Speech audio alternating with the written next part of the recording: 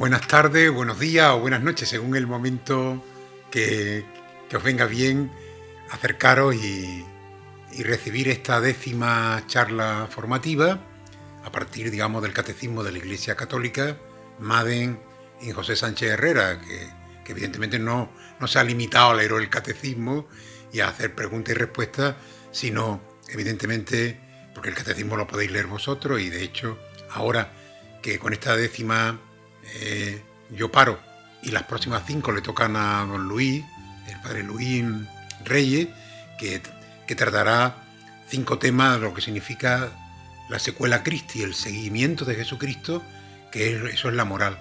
Porque muchas veces hemos entendido que la moral es una serie de normas y de preceptos a cumplir, una serie de listas externas a mí, que yo trato de cumplir, más o menos, pero no, la moral es la consecuencia de seguir a Jesús.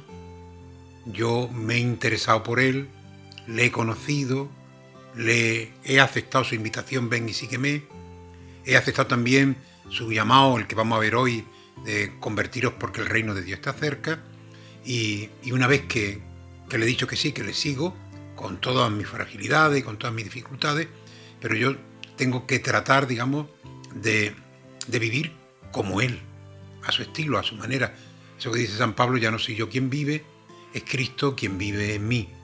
Bueno, pues eso es lo que vaya a tratar con don Luis en las próximas 5 charlas, el seguimiento de Jesucristo, que es la moral.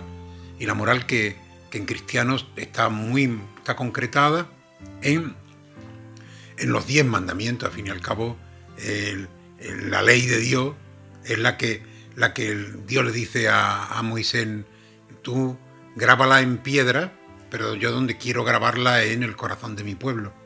Bueno, pues esos 10 mandamientos que en la cultura hebrea donde se plasman están puestos en negativo, si lo ponen en positivo es una maravilla. Es decir, es darte cuenta de que ya tú no vives para ti, sino vives para los demás. Es una ética, una moral, pero de máximo. Me hace mucha gracia cuando los pueblos de la tierra quieren reunirse, los gobernantes, para encontrar una ética de mínimo.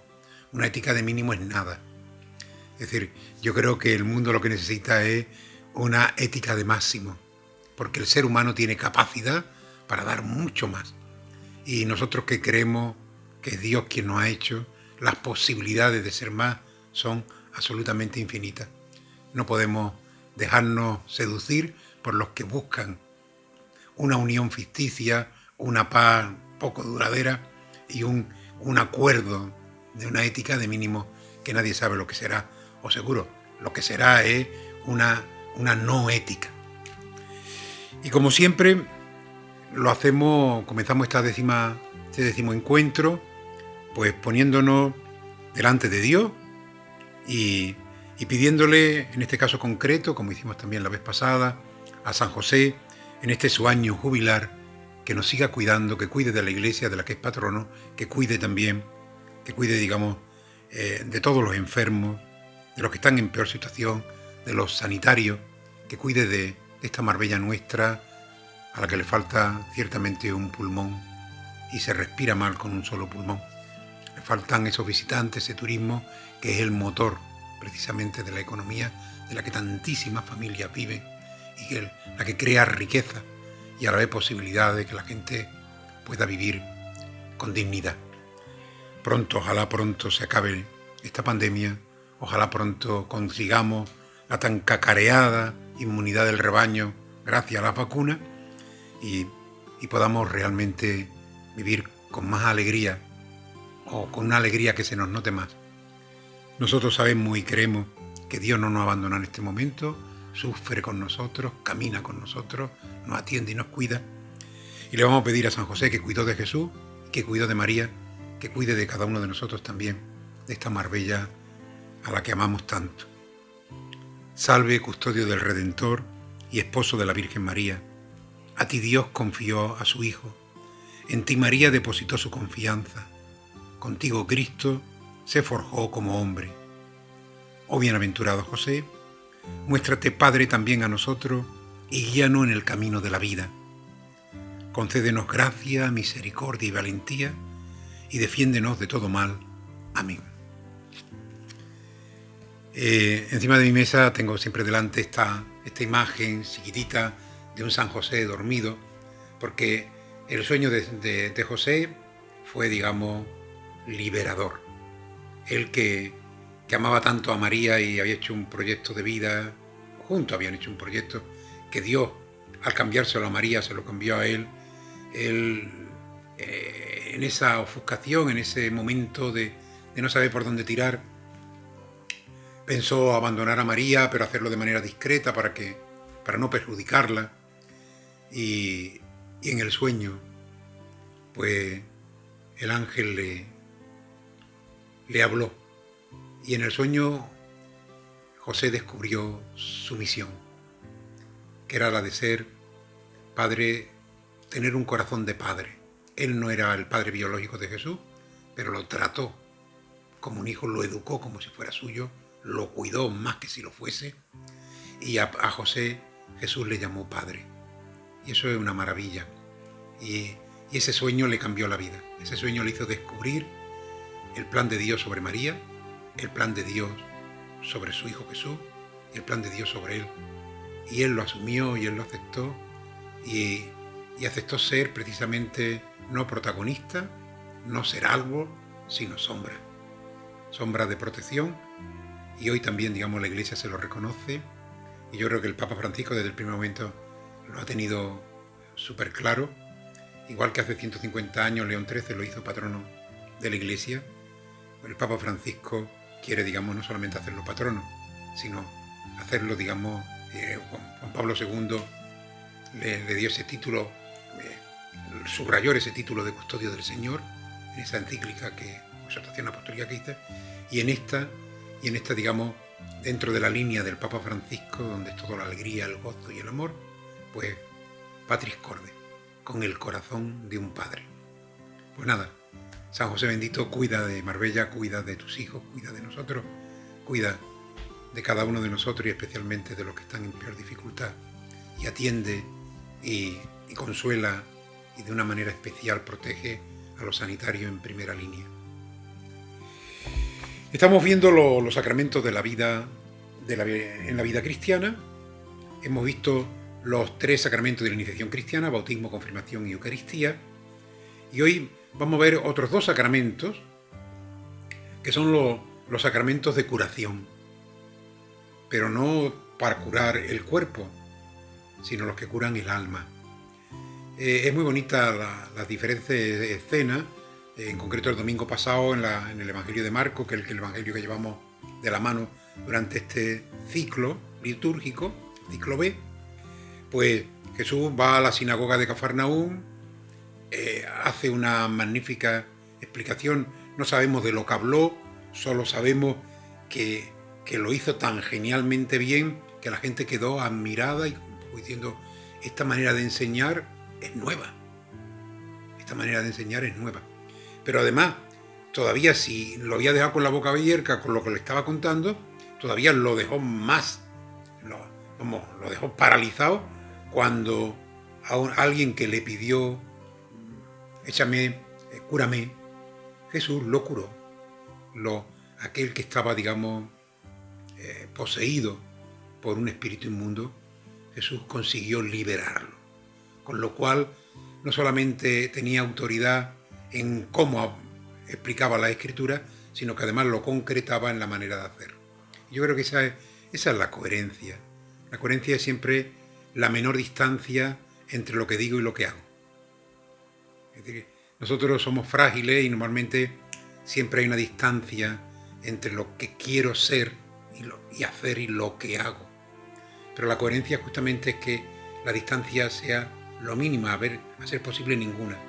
Que lo que yo quiero hacer es lo que hago, lo que yo digo es lo que hago. Es esa armonía entre lo que pienso, lo que siento y lo que hago. Poner esa armonía no solamente nos ayuda a vivir nosotros armónicamente, sino a crear armonía a nuestro alrededor. Pues bien, Jesús no solamente es un curador del alma, o si queréis, no solamente cura al paralítico o al endemoniado o al que está en cualquier necesidad, sino que además le cura el alma. No solamente es un taumaturgo, un curador o un curandero, sino que también va mucho más allá. Cura otras heridas más profundas, que son las heridas del alma, las que el pecado provoca y agrieta en nuestra existencia. El paralítico aquel le pidió andar y Jesús no solamente le concedió el acabar con su parálisis, sino que además le perdonó los pecados. Bueno, pues este sacramento va de eso. El bautismo es un sacramento que perdona el pecado original y todos los pecados que se hayan cometido hasta el momento del bautismo. Y bastaría con eso, porque el Señor ya ahí nos ha dado una gracia, su gracia, para vivir como verdaderos cristianos, como verdaderos hijos de Dios, como hermanos suyos. Pero a la vez Jesús es consciente de que aunque Él nos ha dado la gracia para vivir y ya no necesita más hasta la vida eterna, sabe de nuestra fragilidad, de nuestra incapacidad, de nuestra pequeñez. Y por eso, solidarizándose con nuestra fragilidad y con nuestra pequeñez, decidió también darnos un segundo bautismo, un tercero, un quinto o todos los que necesitemos. Una tabla de salvación que es el sacramento de la penitencia. Jesús comienza su vida pública, precisamente en el Evangelio de Marcos, haciendo una invitación: convertíos. Convertirse es darle la vuelta al calcetín de nuestra vida, es poner en sintonía mi corazón con el corazón de Dios, es cambiar la pregunta más importante que el hombre se hace, la que va a marcar cómo va a ser tu vida en relación con Dios, contigo mismo, con los demás, con el mundo. Es del qué quiero yo al qué quiere Dios de mí.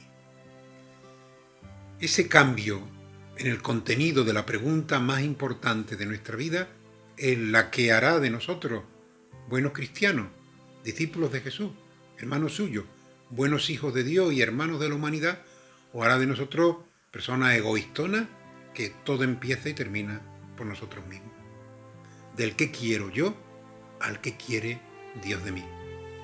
Si nos hacemos esa pregunta y nos la hacemos de verdad delante de ese Padre maravilloso, tierno y misericordioso que es Dios, nos daremos cuenta cómo empiezan a abrirse ventanas que estaban muy cerradas, estaban atrancadas en nuestra vida, y empezamos a ver otras luces, otros colores, otros paisajes, otras posibilidades, otros caminos que todavía nosotros ni habíamos pensado tan siquiera que existiesen. Por supuesto, jamás lo habíamos recorrido.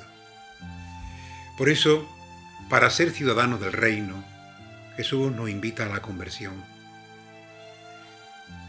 Convertirse es un cambio de mentalidad, es también un cambio de deseos. Porque, os lo he dicho muchas veces, nosotros nacemos paganos, el bautismo nos hace cristianos, pero necesitamos todo un proceso, que es precisamente la conversión, de meter el evangelio en nuestro instinto y en nuestros sentimientos, evangelizarnos.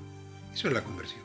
Porque lo que instintivamente, lo que gana y sentimentalmente lo que gana en mi vida es el yo. Yo mime conmigo. Mientras que la conversión es el paso del yo al nosotros. Es el paso de yo ser el centro de mi vida a que otro, con mayúscula, que es Dios, sea, digamos, el que se centra en mi vida. Y además, no abstractamente, porque el otro con mayúscula se hace siempre cercano a mí en los otros con minúscula, que son nuestros hermanos, esposa, hijos, familiares, compañeros de trabajo, etcétera, etcétera. Por eso, cambiar de mentalidad, cambiar de deseo. La conversión, por lo tanto, es una condición imprescindible para aceptar la voluntad de Dios en la historia, para aceptar sus proyectos. Convertirse significa en la Biblia siempre dos cosas: ruptura y asunción de un nuevo camino. Convertirse es romper con el camino que hemos tomado, y por eso tiene las características del arrepentimiento. cuando el Concilio de Trento, hablando del sacramento del perdón, del sacramento de la penitencia, que nace precisamente en ese grito, en esa llamada de Jesús a la conversión, al cambio de vida, cuando más adelante le va a decir a Pedro, Pedro, tú eres Pedro y sobre esta piedra, Simón, tú eres Pedro, sobre esta piedra edificaré mi iglesia. Lo que ate en la tierra quedará atado en el cielo, lo que perdones quedará perdonado. Es decir, que Jesús en distintos momentos de la vida pública va configurando lo que va a ser el sacramento del perdón. Bueno, pues la conversión supone un cambio de camino y tiene esa característica de arrepentimiento y de petición de perdón por el itinerario llevado hasta hoy. Y la conversión significa también no solamente arrepentirse y pedir perdón, sino también tomar una nueva senda. Y os decía que el Concilio de Trento, cuando ya determina,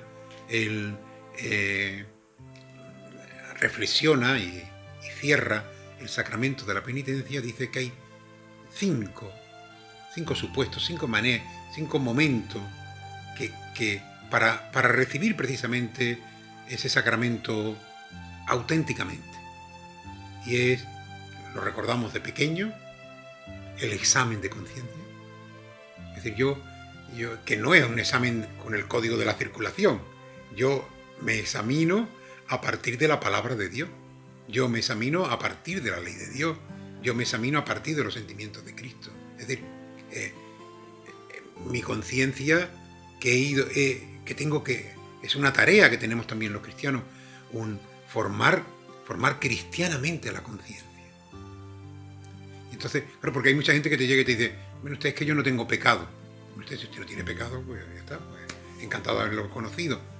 Pero cuando tú, y no es que haya que tener mentalidad de estar agobiado por el pecado, pero uno sí se da cuenta que cuando uno se pone delante de Jesús y se deja iluminar por su gracia y deja que el Espíritu Santo actúe en nuestra vida, pues los santos, claro, es que esto es así. Si yo estoy lejos de la luz, pues no me veo las arrugas.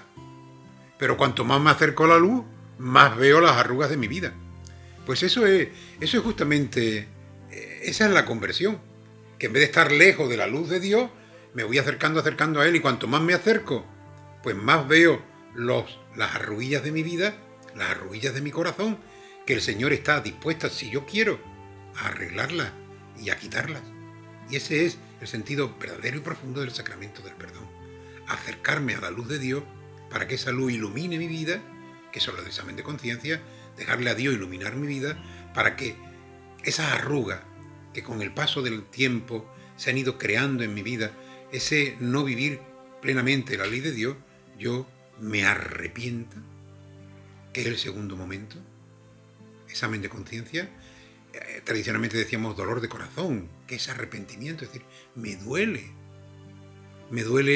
no haber sido un buen hijo de Dios, no haber amado a Dios sobre todas las cosas. Es más, me duele que amo a todas las cosas mucho más que a Dios, con lo que Dios ha hecho por mí, hasta entregarme su Hijo que murió, como dice San Pablo, me amó y se entregó por mí en la cruz.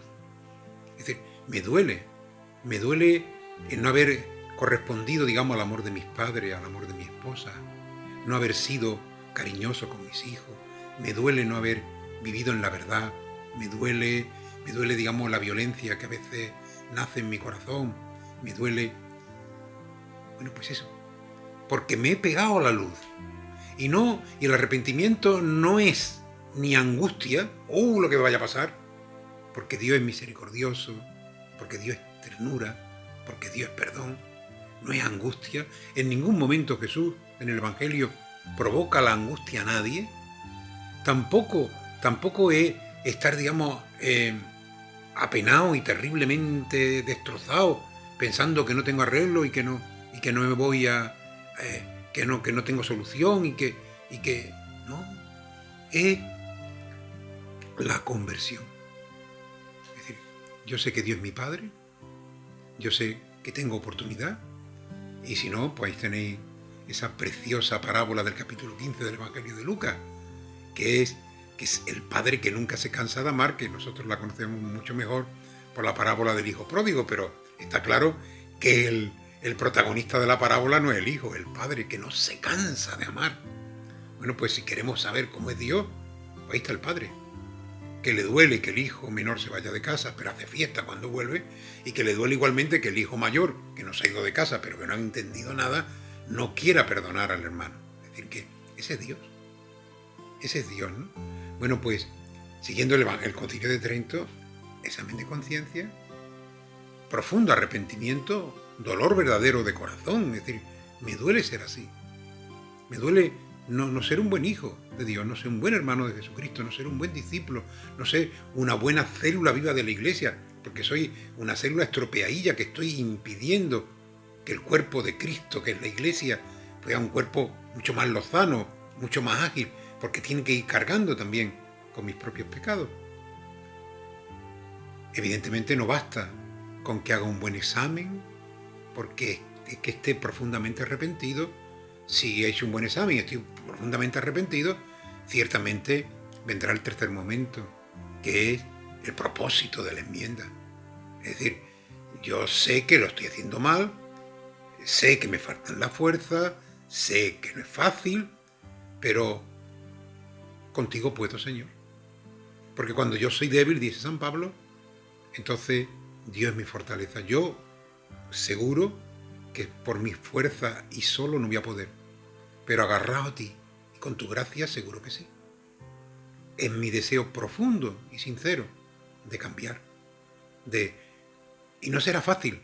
Y hay situaciones a lo mejor de mi vida pasada que no son arreglables en 5 minutos, no pasa nada, pero sí que ese deseo profundo, sincero, verdadero, ese propósito de cambiar, de coger iba por un camino, ahora tengo que coger otro, y aunque no sea fácil, aunque me lleve tiempo, aunque evidentemente en justicia tenga que arreglar y tenga que compensar aquello a lo mejor que por mi manera de caminar o por los caminos donde he ido, he podido, digamos, pues perjudicar.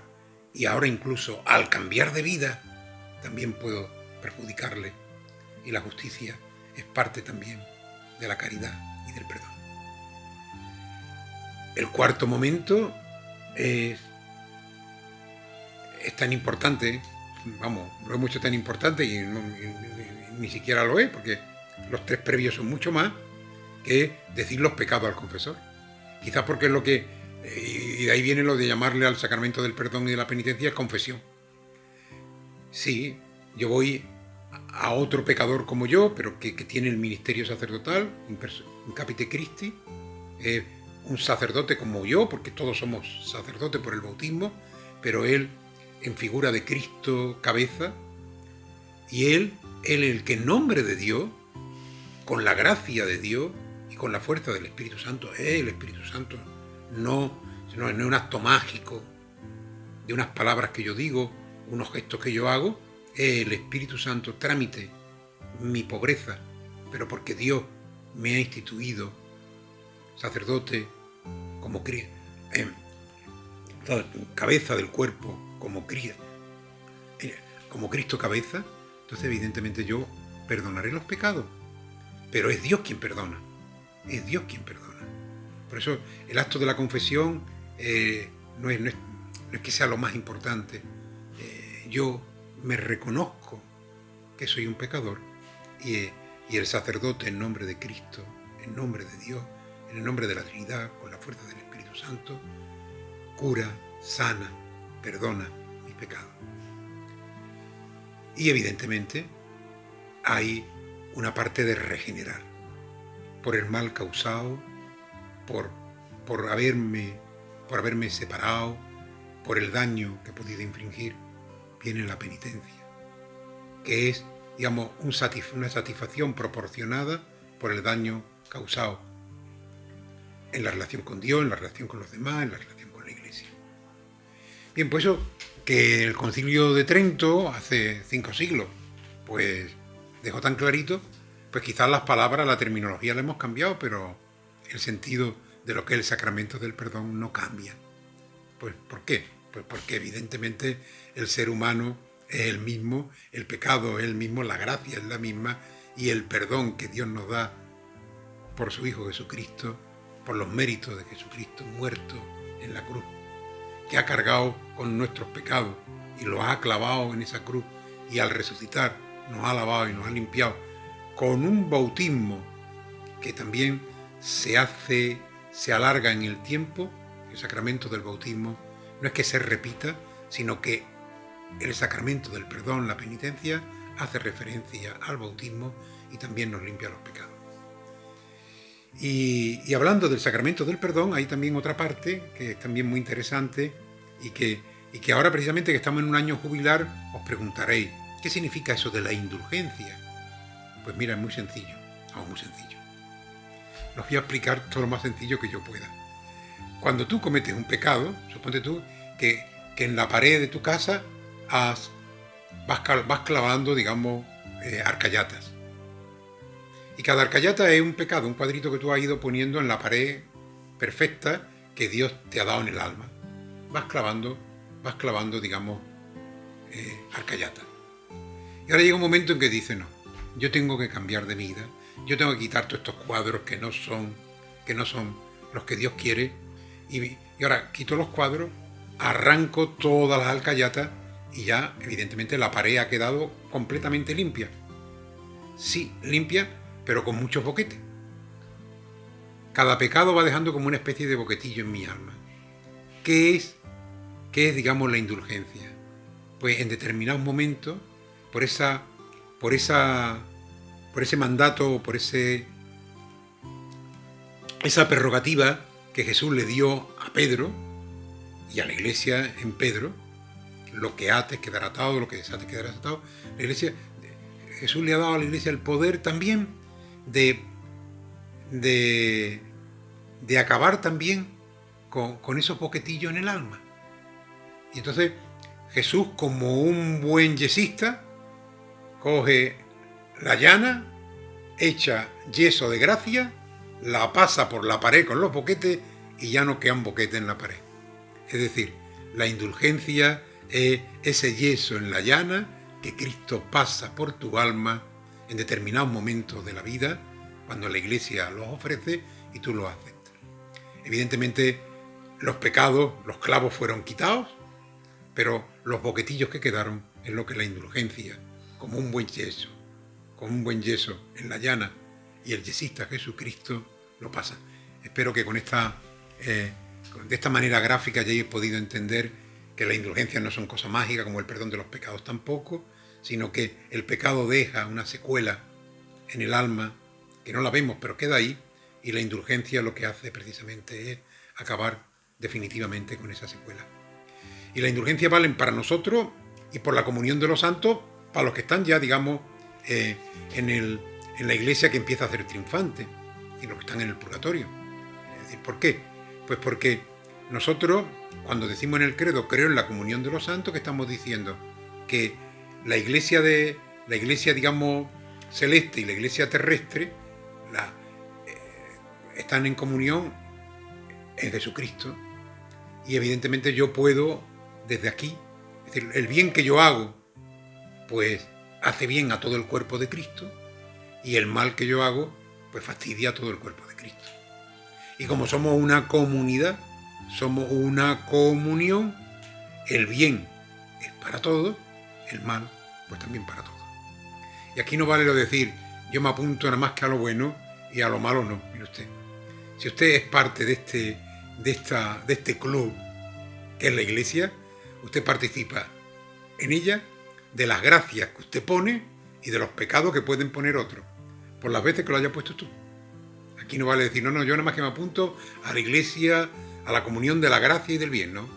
Usted participa de los gozos, de las luces y también de los dolores y de las sombras. Ese es el sacramento del perdón a grandes trazos. Un sacramento precioso y necesario, que quizás hemos entendido más como un ir a sacarse una muela. No es en lo que es doloroso el pecado. El sacramento del perdón es gozoso, porque es recibir precisamente la cura. la curación como el paralítico.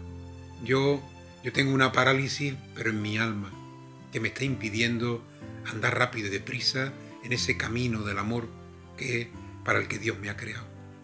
Y el sacramento del perdón precisamente es un momento precioso donde la Iglesia, en nombre de Dios, me perdona, me cura y me devuelve de nuevo a la vida con la gracia santificante para que yo, desde la alegría del perdón, también sea un agente de perdón en medio del mundo.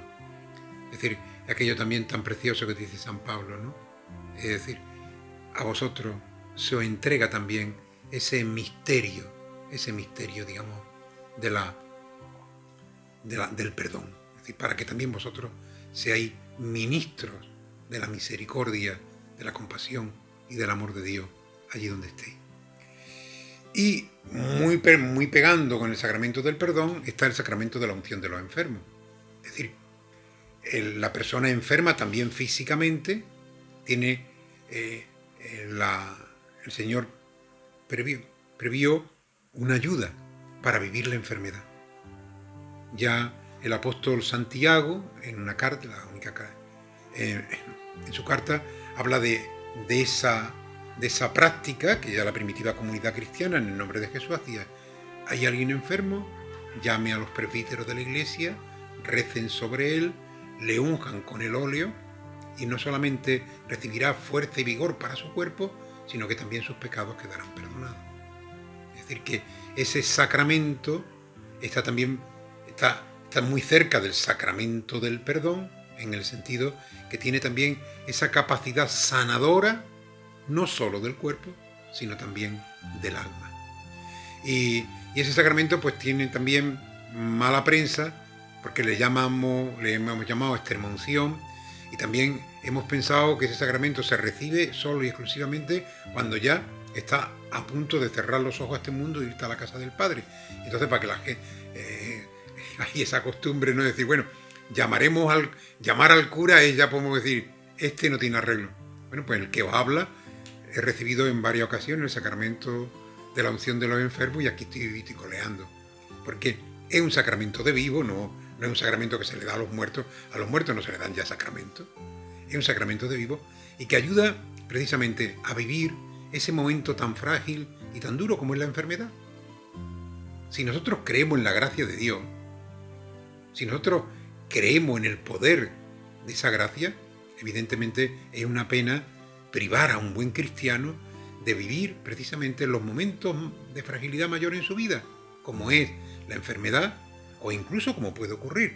También sirve, evidentemente, porque todos en algún momento hemos de morir, pues también para vivir cristiana y santamente ese momento tan durillo y tan difícil como es romper los lazos con este mundo para entrar en ese otro mundo, en el mundo de Dios ya definitivamente, en el mundo de la vida eterna. Yo creo que también es un sacramento a recuperar. A Dios gracias, hoy se vive también de manera muy distinta porque se hacen en celebraciones comunitarias en la propia parroquia, donde las personas de una cierta edad o las personas con enfermedades crónicas pues reciben el sacramento. Muchísimos cristianos ya con una formación sólida lo piden ante una intervención quirúrgica de una cierta gravedad o ante una enfermedad que aunque no sea, digamos, pues de morirse ya, pero evidentemente es una tara importante en la vida, pues tener esa gracia.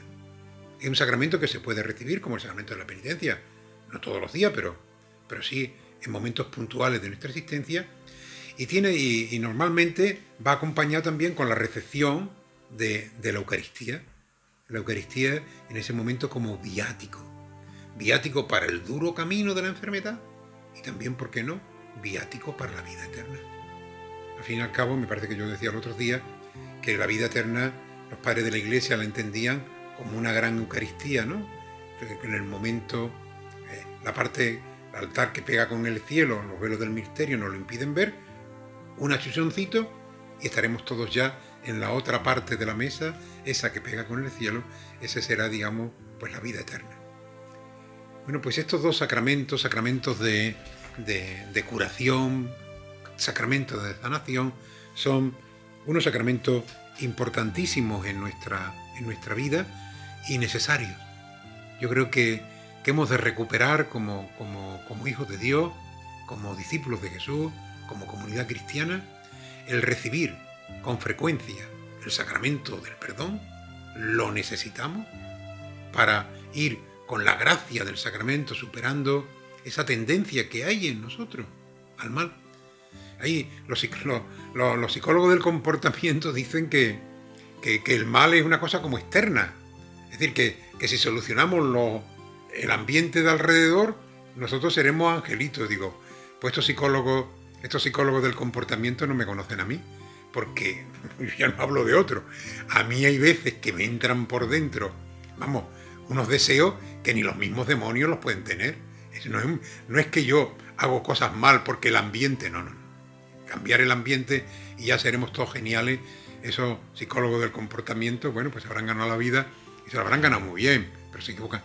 Hay algo de mal también dentro de nosotros, en lo más profundo, que si con la fuerza de Dios y su gracia no lo vamos aplacando, no lo vamos sanando, no lo vamos curando, entonces irá ganando territorio en nuestra vida. Es decir, el mal existe, el mal no es externo a nosotros, el mal también puede anidar, y de hecho anida tantas veces en lo profundo de nuestro corazón.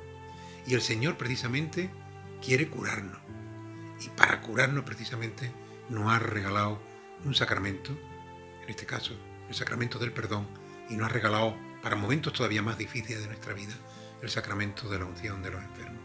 Yo os pido de verdad que no os privéis ni de uno ni del otro, y que no privéis a los mayores precisamente de recibirlo, que a veces para que no se asusten, pero no, si lo que estáis asustados sois vosotros. Si la persona mayor, cuando recibe precisamente la unción, cuando recibe el sacramento de la Eucaristía, cuando recibe al revés, lo que siente es una profunda alivio, una profunda alegría, y si es porque está ya en ese momento de pasar a la casa del Padre, pues lo pasará con muchísima fuerza, con muchísima más gracia, y si no, pues se curará. Yo creo que he dado muchas más unciones de enfermos para personas que han seguido viviendo que para las que se han ido a la casa del Padre. Digo, no, todos nos iremos a la casa del Padre en algún momento de nuestra vida. Nos encantaría ser eternos, lo somos, pero para vivir la eternidad tenemos que pasar necesariamente por ese túnel de la muerte, donde al final precisamente está ese rayo de luz que es Jesucristo muerto por nosotros, pero resucitado para nuestra salvación. El evangelista Marcos, que es el evangelio que estamos ahora, que nos traemos entre manos, hablando precisamente de la conversión, continuamente dice, y los discípulos creen, hablando de lo que hace Jesús, ¿no? Pues Jesús hizo tal cosa y los discípulos creyeron en él. Y vuelve, digamos, a ocurrir otra cosa, un milagro que hace Jesús, y los discípulos creyeron en él. Continuamente está diciendo, y los discípulos creyeron en él. ¿Y qué quiere decir con esto, Marcos? Pues que nunca acabamos de creer. Por eso necesitamos convertirnos continuamente, porque no es fácil. A nosotros nos pasa igual que a los discípulos, que no acabamos de creer del todo. Y entonces necesitamos que el Señor se acerque en tantos momentos a nuestra vida, especialmente en la Eucaristía Dominical, en el sacramento del perdón, y precisamente para poder también como nosotros, y yo creé, como los discípulos creyeron en él. La conversión, la confianza, la entrega al mensaje del reino es un proceso permanente.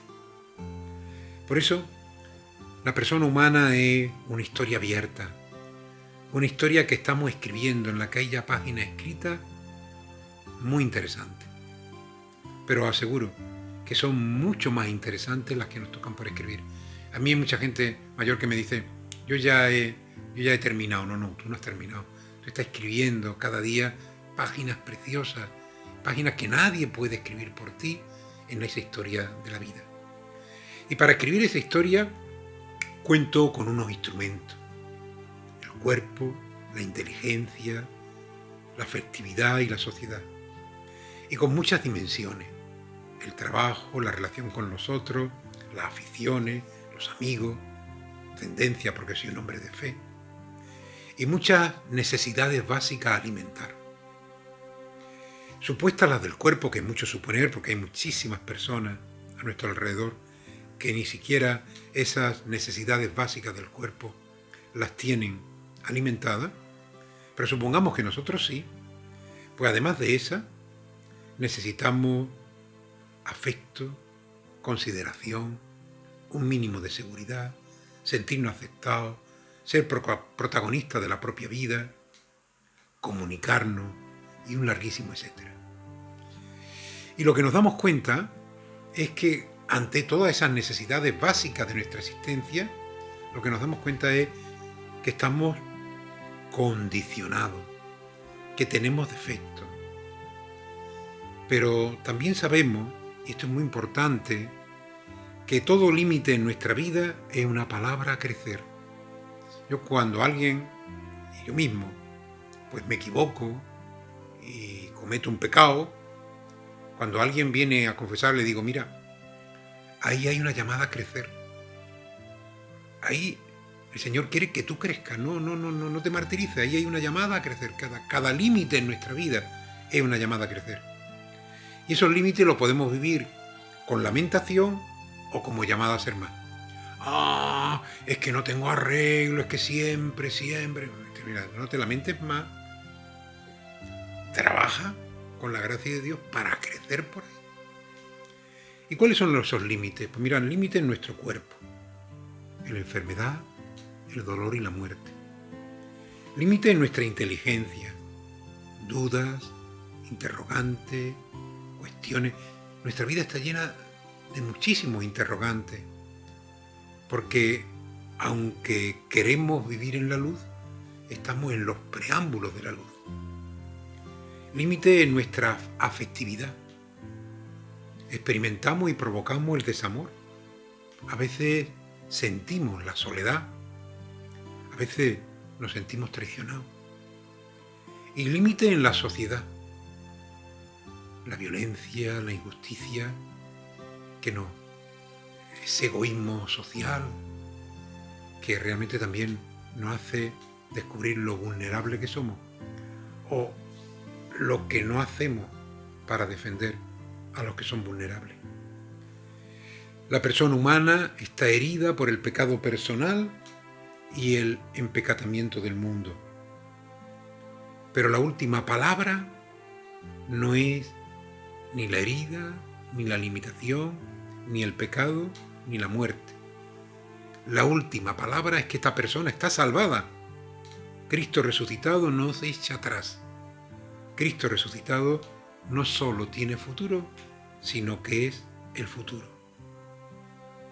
Por eso la condición humana está pidiendo a grito la salvación. Pues el pecado es como el virus del COVID, una epidemia. Porque mucha gente dice, bueno, pero es que todos somos pecadores. Y es verdad, pues mal de mucho, epidemia. Y contra la epidemia del pecado, ni inconsciencia, ni ignorancia, ni adaptarnos, ni el argumento democráticamente aplastante de la mayoría, todo el mundo lo hace. Tampoco la angustia, pasan los años y no mejoro, porque la angustia esconde desconfianza en la misericordia de Dios. Mira, tú sigue pidiendo perdón, que el Señor no se cansa de perdonar. No vaya ahora tú diciendo, yo ya no pido más perdón porque no tengo arreglo. Tú sigue pidiendo perdón, porque Dios no se cansa de perdonar. Y ni ignorancia ni angustia, sino conversión, que es llamada a crecer, que es a volver cada día y todos los días a la casa del Padre para que el Señor haga fiesta por nosotros. Pues nada, amigos, ahora comenzará un tiempo, ya mismo, el día 17 de este mes, el miércoles de ceniza, es un tiempo especialmente penitencial, es un tiempo especialmente para crecer, es un tiempo de conversión, es un tiempo para volver a la casa del Padre como hizo el hijo menor. El hijo menor era un desastre, pero volvió. Yo os pido, y me pido para mí mismo, no estar nunca en la piel, ni tener el corazón del hijo mayor. Amén.